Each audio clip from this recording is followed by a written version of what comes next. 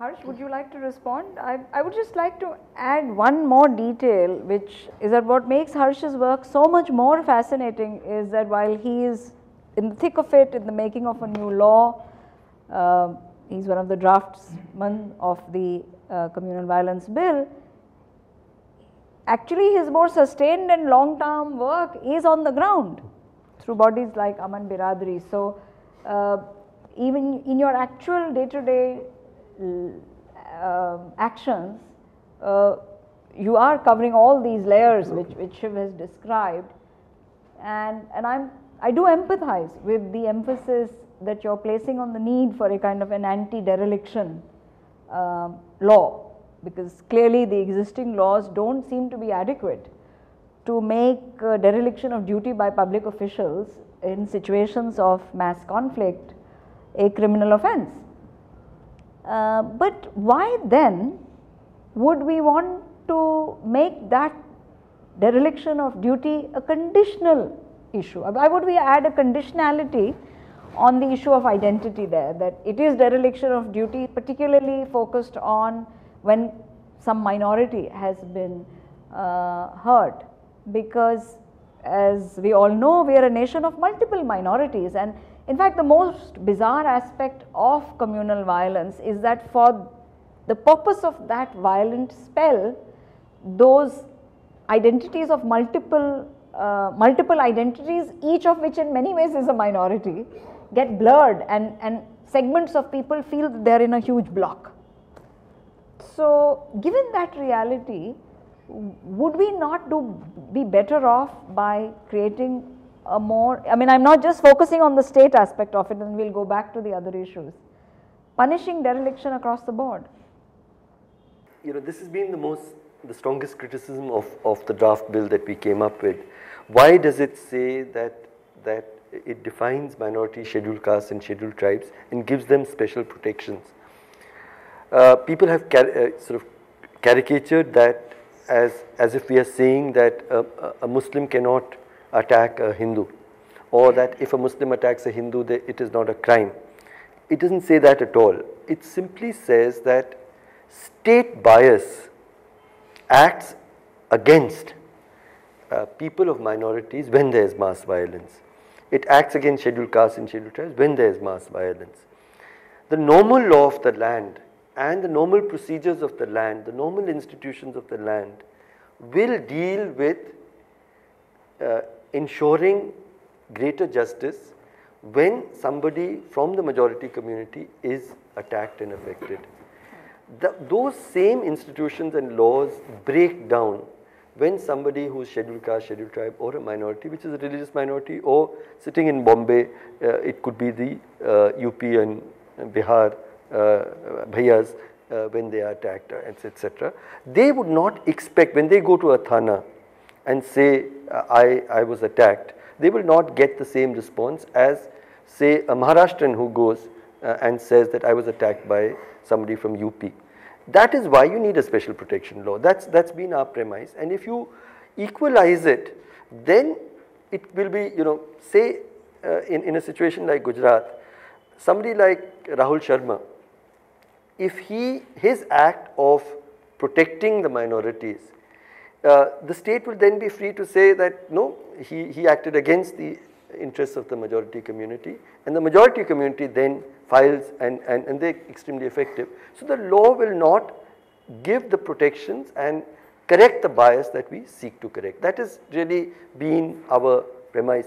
But it's a losing battle, I recognize that at this point of time. Almost nobody seems convinced by this argument. But I mean, I would really feel extremely badly if we give this up. I mean, the Scheduled Caste, Scheduled Tribe Atrocities Act in 1989 was built on exactly the same premise. Under that act, an attack by Dalits of an upper caste is not recognized as a crime under that act, because there are other laws under which it is a crime. We've recognized that, we've accepted that you need special protections under law for people who are especially vulnerable in situations of mass violence. So that's really how I'd like to respond to yours. To Shiv, I mean, I was completely fascinated by what he was saying, and I must say, I don't disagree with almost anything that he said, except when he was courteous about what I said. I think probably he deserved, I deserved a far sharper, more rude criticism. But that apart, I think what you said really made a lot of sense. And it is true that in the overall way that I'm trying to engage with my young colleagues in Aman Baradari with this gamut is far more nuanced and complex. Let me say a few things, just very briefly. I believe ultimately in reconciliation. I believe that reconciliation is possible when at least 4 things happen. The first is acknowledgement of the wrongdoing. Of the wrongdoing, that something terrible has happened. The second is remorse, where we say, we're really sorry that this happened. The third is reparation, and reparation with, in the most simple sense is a restoration to what you had before. But I really valued what Shiv said, is that enough? And do you really want to restore what was there before? And it is really complex in a post-conflict situation, because do you want to really go back to a village where your own neighbors have attacked you, etc. So what does reparation mean? But I think we can still think through that. And the fourth is justice. I think that unless acknowledgement, remorse, reparation and justice happen, it is impossible for me to heal. And that is why when I go back to Nellie, when I went back to Nellie 25 years later in Assam, they were desperate that somebody should come from the rest of India. And they were really pleased because 25 years had happened, the chief minister didn't go, nobody went, they wanted somebody to listen. And when we sat, it was after a little while, and somebody said, today I'm 30, I was 7 years old, my entire family was hacked to pieces. You don't understand what it means to grow up, with all of that. I went to a village where out of about 500 people, 370 had been killed in one village. How do you live with those memories, etc.?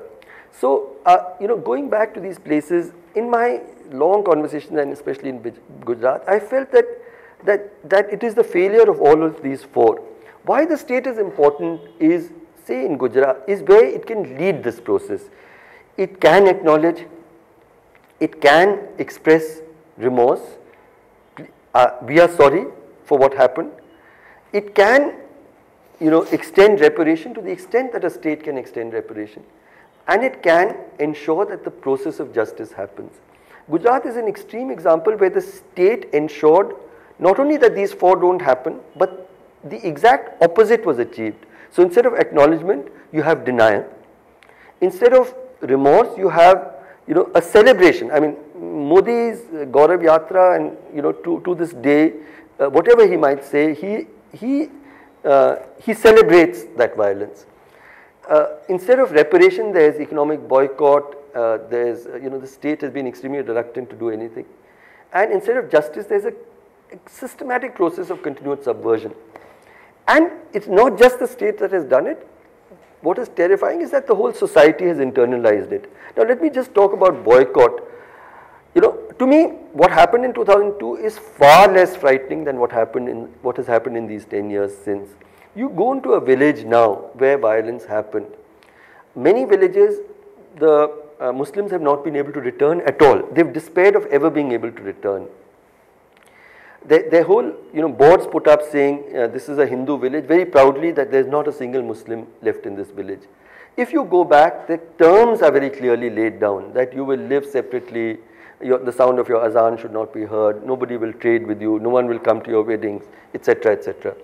Now on those terms, if I want to go back and I have to live in second-class citizenship, I was recently, after Modi's fast, we were in some TV discussions where they kept claiming that there's been no violence in Gujarat in these 10 years. And I said, yes, it is true in a sense, but it is a piece born out of an acceptance of second-class citizenship.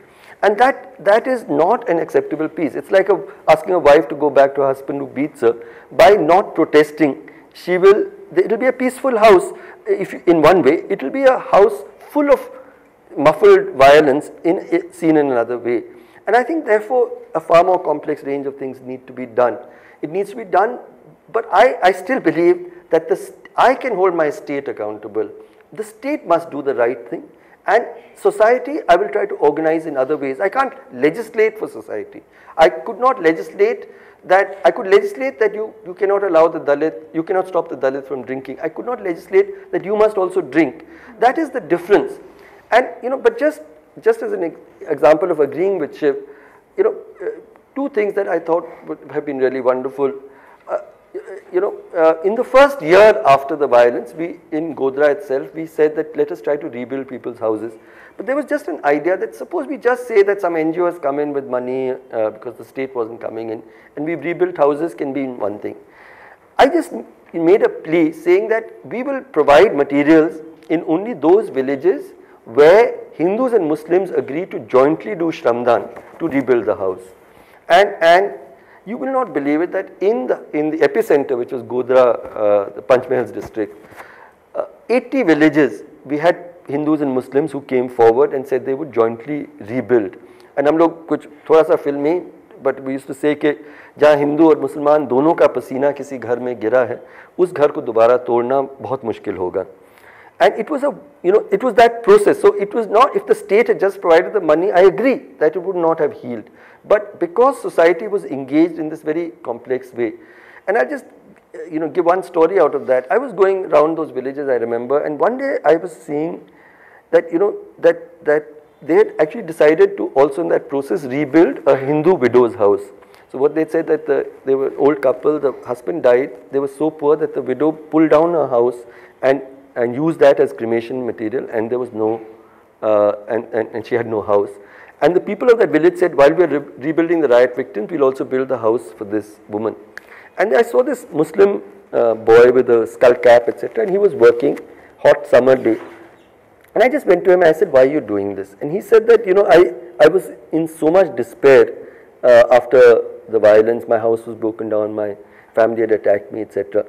And my neighbors had attacked me and so on. And he said, I was in real despair. And then people said, let us get together and rebuild this widow's house.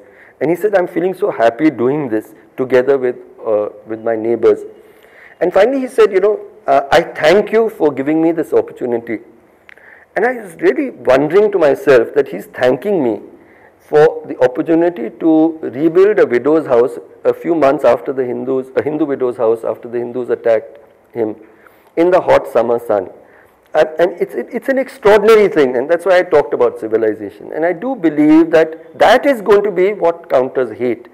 But I still want my state to do its duty. I want that to be the bottom line.